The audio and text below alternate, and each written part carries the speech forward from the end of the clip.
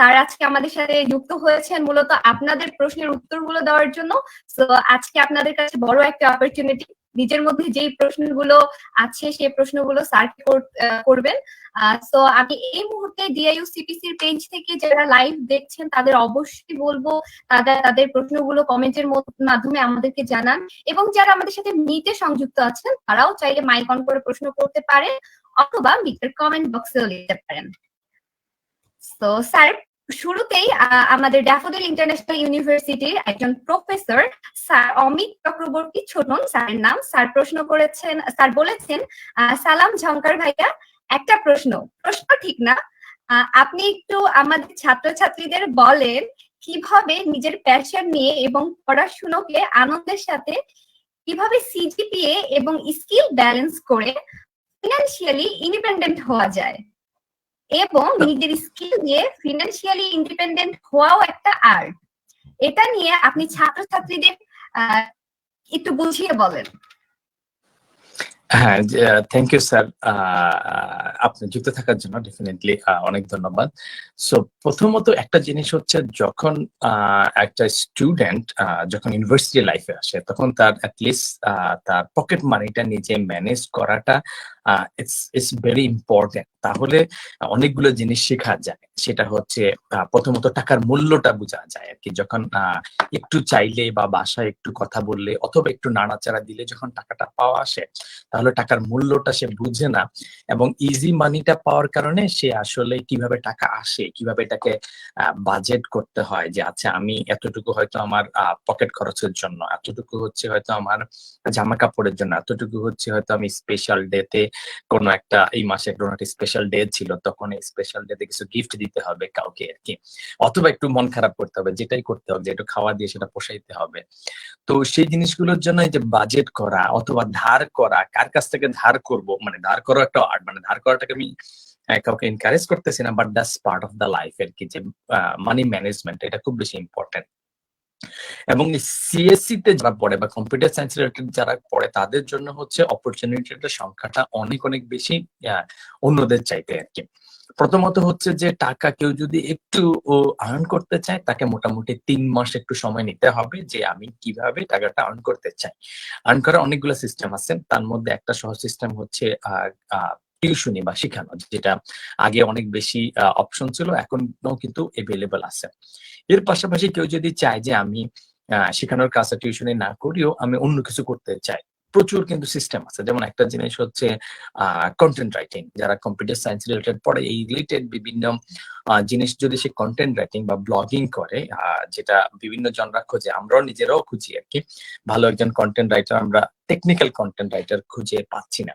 যারা content writer পায় তারা হয়তো অন্য ব্যাকগ্রাউন্ডের এবং এই কন্টেন্ট রাইটিং বা ব্লগিং করে উঠতে পারে না। আমরা রিসেন্টলি চিটাং ইউনিভার্সিটির একজন স্টুডেন্টকে হায়ার করছিলাম জাস্ট হচ্ছে কন্টেন্ট রাইটিং এর জন্য আর কি। তো এই কন্টেন্ট রাইটিংটা সে কিভাবে পাবে, সেটা হচ্ছে বাংলাদেশের একটা টেক ডায়েরি সম্ভবত একটা ব্লগ আছে, সেখানে প্রচুর ছেলে পেলে লিখে, এবং প্রোগ্রামিং যদি কেউ যদি একটু 3 মাস থেকে 6 মাস একটা টার্গেট সেট করে যে এর মধ্যে আমি যে কোনো একটা টেকনোলজির জিনিসগুলো শিখবো, সেটা হতে পারে যে সে ওয়েব ডেভেলপমেন্ট হোক অথবা অ্যাপ ডেভেলপমেন্ট হোক, কিছু একটা করে, এবং সে আশেপাশে তার ফ্রেন্ডদেরকে বা ফ্যাকাল্টিদেরকেও যদি বলে, কারণ ফ্যাকাল্টিরা যারা আছেন তারা টিচার থাকলেও তাদের যারা ফ্রেন্ড, তাদের সাথে যারা পড়াশোনা করছেন তারা কিন্তু ইন্ডাস্ট্রিতে, তো ফ্যাকাল্টিদেরকেও গিয়ে যদি বলে যে স্যার আমি এই জিনিসটা শিখতেছি, আর কি করলে আমি কি করতে পারি, এটার জিনিসটা স্যারের কাছ থেকে কিছু গাইড নেওয়া, তার চেয়ে বড় বিষয় হচ্ছে স্যারকে বলে দেওয়া, ইনডাইরেক্টলি বুঝতে দেওয়া যে স্যার এই টাইপের কেউ যদি কারো লাগে আমি কিন্তু জানি। এই স্যারকে এই ইনডাইরেক্টলি স্যারের মাথায় জিনিসটা দিয়ে দেওয়ার মানে হচ্ছে স্যার হয়তো কোনো একটা জায়গায় তার স্যারের ফ্রেন্ড যারা হয়তো ইন্ডাস্ট্রিতে বিভিন্ন জায়গায় কাজ করতেছেন, তারা কখনো যদি বলে যাচ্ছে এই টাইপের একটা ছেলে পেলে খুঁজতেছি, স্যারদের কাছে প্রায়ই কিন্তু এই ধরনের রিকোয়েস্ট যায়। তখন স্যার কাকে বলবে যে আচ্ছা এই টাইপের ছেলে কে দেওয়া যেতে পারে, কারণ যে স্যারের কাছে যায় আর কি। তো ওখান থেকেও কিন্তু ইনকামের সোর্স আসে। এবং আমি যখন স্টুডেন্ট ছিলাম আমার টিউশনির একটা বড় সোর্স ছিল স্যার, এবং স্যারদের মাধ্যমে যে টিউশনি গুলো আসতো সেগুলোর রেটটা হাই হইতো, এবং ওগুলো নিয়ে অত বেশি দরাদরিও করা লাগতো না।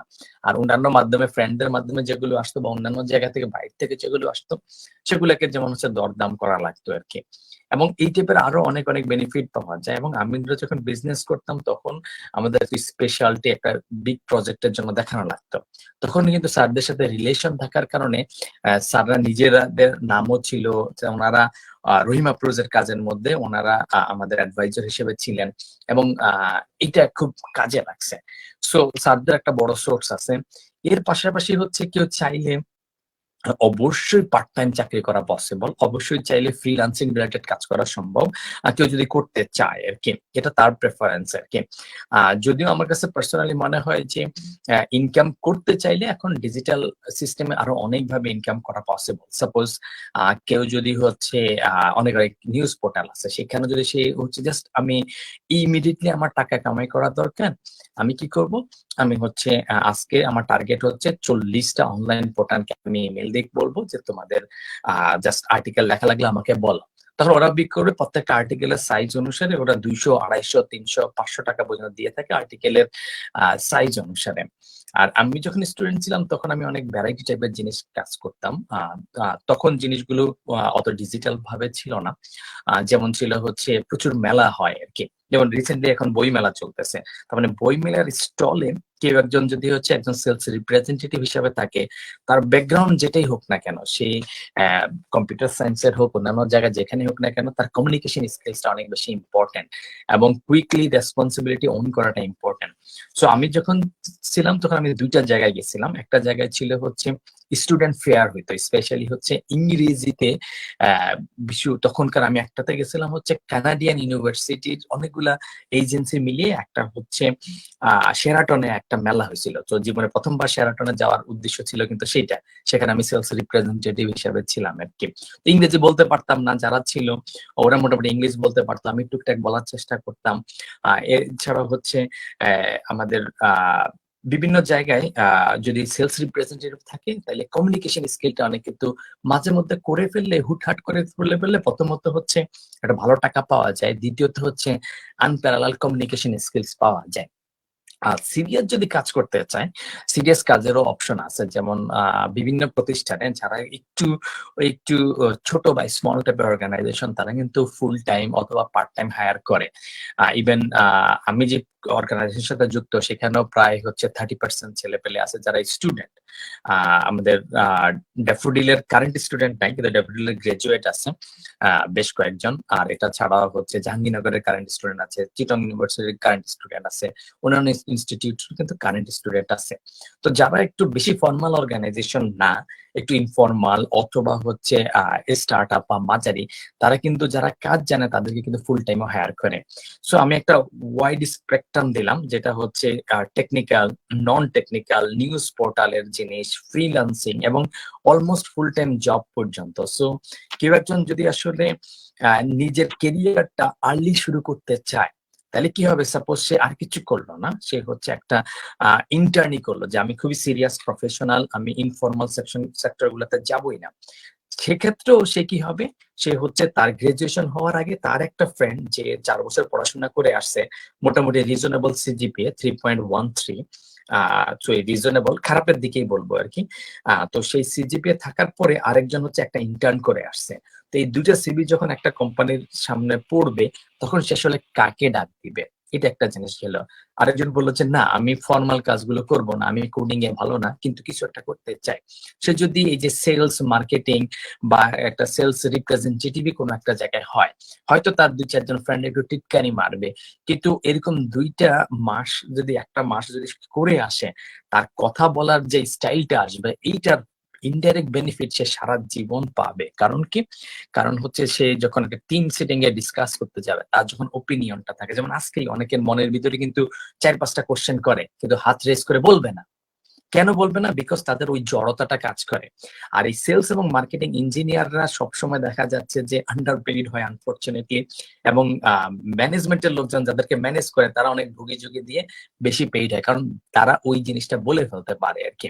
আর ইঞ্জিনিয়াররা তাদের এই মনের ভিতরে, মাথার ভিতরে সবারই 2-3টা কোশ্চেন করে, কিন্তু শেষ পর্যন্ত ওরা বলতে পারে না। এই জড়তা কাটবে কিভাবে? এই একটা কমিউনিকেশন স্কিল বা কোনো একটা সেশনে গিয়ে আর কি। লাস্ট জিনিসটা হচ্ছে যে জিপিএ। অনেকে মনে করে যে আচ্ছা আমি যদি হাবিজাবি কাজকর্ম করি জিপিএ-টা আমি সিরিয়াসলি করতে পারবো না। জিনিসটা 100% ট্রু না। কারণ হচ্ছে আমরা যেটা প্রত্যেক ব্যাচে ১ জন বা ২ জন থাকে যার ভালো রেজাল্ট আবার অন্যান্য এক্টিভিটিস ও করে। তোমরা আশেপাশেই দেখতে পাবা যে এই কাজ করতেছে, আবার সে হয়তো খেলাধুলায় খুব ভালো, আবার পড়াশোনায় ভালো, অথবা পড়াশোনায় খুব ভালো, আবার সে হয়তো অন্য কিছু একটা সাইড বিজনেস করতেছে, কিছু একটা করতেছে। সো মেইন প্রবলেমটা হচ্ছে পড়াশোনা আসলে আমি যদি জিপিএ 3.5 বা তার উপরে করতে চাই আমাকে আসলে কতটুকু পড়তে হয়? অ্যান্সার হচ্ছে আসলে খুব বেশি না। তাকে শুধুমাত্র যে ক্লাসটাতে সে পার্টিসিপেট করতেছে, যদি ক্লাসটাতে সে মনোযোগ দিয়ে করে, ক্লাসের আশেপাশে যদি তার মোবাইলটা না থাকে বা বেঞ্চের মধ্যে হয়তো যদি বসে, পাশের জনের সাথে খোঁচাখুচি না করে, ওই সময়টা যদি কাজে লাগায় তাইলে কিন্তু তার ৪-৫ ঘন্টা সলিড পড়াশোনা হয়ে যায়। নোটসটা যদি সে ক্লাসে নেয়, লিখে যদি নোটসটা নেয় তাহলে তার কিন্তু অর্ধেক পড়া সেখানে হয়ে যায়। বাসায় গিয়ে রেগুলার টাইমে তার পড়ার দরকার হচ্ছে ২ ঘন্টা বা ৩ ঘন্টা। আর উইকেন্ডে শুক্রবার বা শনিবারে ২ ঘন্টা ৩ ঘন্টা যদি কেউ একজন পড়াশোনা করে তার জিপিএ 3.5 এর উপরে উঠতে বাধ্য আরকি। ফাইনাল পরীক্ষার আগে যদি পড়ে। কিন্তু সিমিলার সময়ের কাছাকাছি সময়ে কিন্তু ফাঁকিবাজরাও দেয়। ফাঁকিবাজরাও কিন্তু ক্লাসে থাকে কারণ অ্যাটেন্ডেন্স এর মামলা আছে। কিন্তু ওই সময়টা মনোযোগটা দেয় না। তার মানে আমি ওখানে আছি, ২ জন মানুষই আছে, একজন মনোযোগ দিচ্ছে আরেকজন দিচ্ছে না। এতেই কিন্তু জিপিএ মানে 1.1 0.2 ডিফারেন্সটা হয়ে যাচ্ছে। ক্লাসের মধ্যে ২ জনই আছে, এমন না যে কেউ থাকতেছে কেউ থাকতেছে না।